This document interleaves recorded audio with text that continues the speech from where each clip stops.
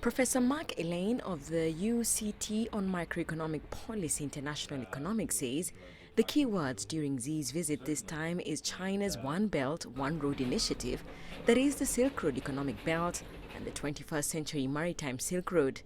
Saudi Arabia, Egypt and Iran are the core nations in the Middle East region, so Xi's visit to the three countries reflects the great foresight of the Chinese leader.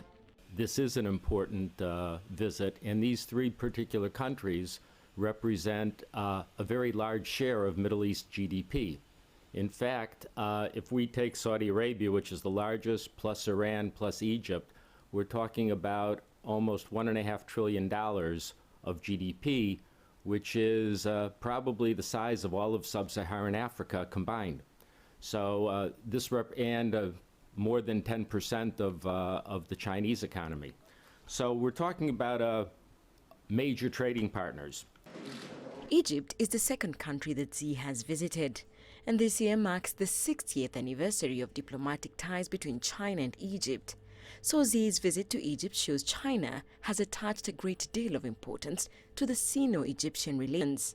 Egypt, which we know has the Suez Canal, is really Egypt has this important economic role, particularly in terms of the Suez Canal, and China is also looking there in terms of perhaps establishing one of its special economic zones. Professor Mark Ellyne also stresses that the One Belt, One Road strategy put forward by China is based on principles of equality and mutual benefit and aims to achieve a win-win economic situation.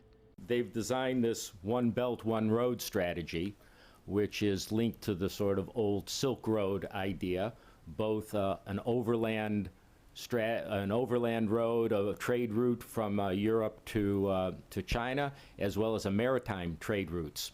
So they're trying to develop those in greater detail with the partner countries along the way. And of course, Iran is a very critical country in this regard.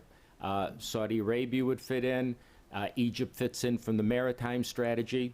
So the One Belt, One Road, these countries would be important partners in the One Belt, One Road approach. And I think China is trying to look at this as a win-win situation for both its partners and itself.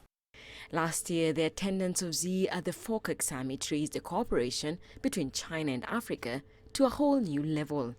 Susan Mongeli, CCTV.